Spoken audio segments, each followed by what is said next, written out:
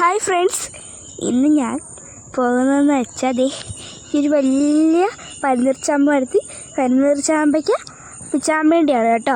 ഞാനും എൻ്റെ കൂട്ടുകാരനും കൂടെയാണ് കേട്ടോ പിച്ചാൻ വേണ്ടി വന്നേ. ഞങ്ങൾ രണ്ടുപേരും കൂടെ ഒരുമിച്ചത് പിച്ച നോക്കി. എനിക്ക് പറ്റിയില്ല, അവൻ എനിക്ക് പിച്ച് തന്നു കേട്ടോ. പിന്നെ ഇത് രണ്ടെണ്ണേ കിട്ടുള്ളൂ. അപ്പോഴത്തേക്കും ഞങ്ങൾ രണ്ടുപേരും അവിടെ ഒരു ഊഞ്ഞാലിരുന്ന് കഴിക്കുമായിരുന്നു കേട്ടോ. ഇത് കുറച്ച് പൊട്ടായതുകൊണ്ട് ചെറുതായി ഇച്ചിരി ഉള്ളു, കുറച്ച് പൊട്ടായതുകൊണ്ടാണെന്ന് തോന്നുന്നു. അതിൻ്റെ ആ ഒരു പുളി മാത്രമേ വരുന്നുള്ളൂ കേട്ടോ.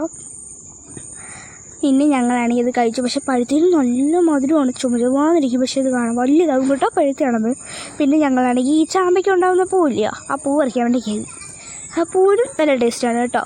എനിക്ക് പിച്ചാൻ പറ്റത്തുകൊണ്ട് അവനെ മണ്ടയ്ക്ക് ഇട്ടിട്ട് പിന്നെ ഞാൻ താഴെ ഇറങ്ങിയിട്ട് ഞാൻ ചെയ്യുന്ന കേട്ടോ. അതെ, ഈ ചാമ്പയ്ക്ക് പൂ വയ്ക്കുന്നത് ആ തണ്ടൊക്കെ ഇങ്ങനെ താഴ്ത്തി കൊടുക്കുമ്പോഴേ അവന് പിച്ചാൻ വേണ്ടി എളുപ്പമാണ് കേട്ടോ. ഇതിന് ഭയങ്കര നീളം കൊണ്ട് പിച്ചാൻ പറ്റത്തില്ല. പിന്നെ ഇതേ ഞങ്ങളത് എങ്ങനെയാണ്ടൊക്കെ അത് പിച്ചി എടുത്തു കേട്ടോ. മുട്ടൊക്കെ ഉണ്ട് പിച്ചാൻ പറ്റത്തില്ല, അത് കാരണം പൂ മാത്രമേ അതിൻ്റെ പിച്ചത്തുള്ളൂ കേട്ടോ. ഞങ്ങൾ പൂവൊക്കെ പിച്ചി എപ്പോഴും ഞങ്ങൾ ഇവിടെ വരും കേട്ടോ ഇത് പിച്ചാൻ വേണ്ടി, ഞാനും ഇവനും കൂടെ. ഇതാണ് കേട്ടോ പൂവ്, മധുരി റോസ് കളറിൽ. ഇതിനൊരു പുളിയും ഒരു മധുരം എല്ലാം കൂടെ ചേർന്നൊരു ടേസ്റ്റാണ് കേട്ടോ, നല്ല രുചി. പക്ഷേ പിന്നെ ഞങ്ങൾ ആ ഊഞ്ഞാൽ എങ്ങനെയൊക്കെ അഡ്ജസ്റ്റ് ചെയ്തിരുന്നു കഴിച്ചു കേട്ടോ.